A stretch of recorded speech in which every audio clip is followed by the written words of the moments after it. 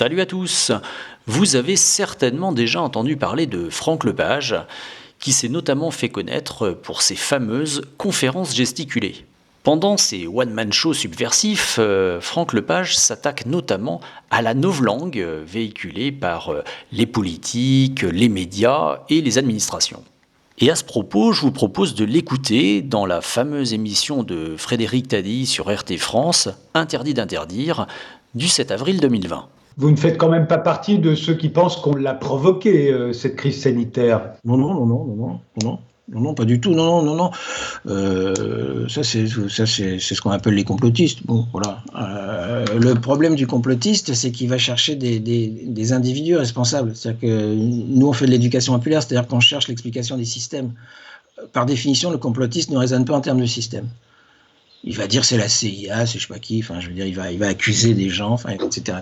Eh bien oui, vous n'avez pas rêvé, vous venez d'entendre un type qui est supposé être un des plus grands pourfendeurs de la novlangue reprendre à son compte le mot complotiste, qui est pourtant le fer de lance de la novlangue en ce qui concerne les médias, les politiques et les administrations.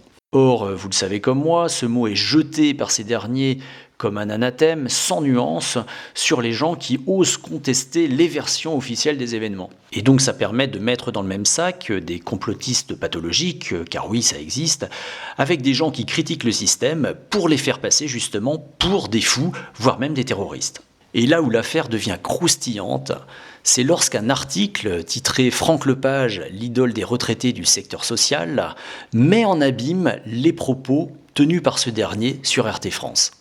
S'il est proche du journal Fakir et du mouvement Nuit debout, Franck Lepage ne renonce pas à quelques saillies complotistes, du moment qu'elles font mouche. Du genre, un responsable de la CIA a avoué que l'entreprise de désinformation la plus réussie de son agence était le financement de l'art contemporain en Europe.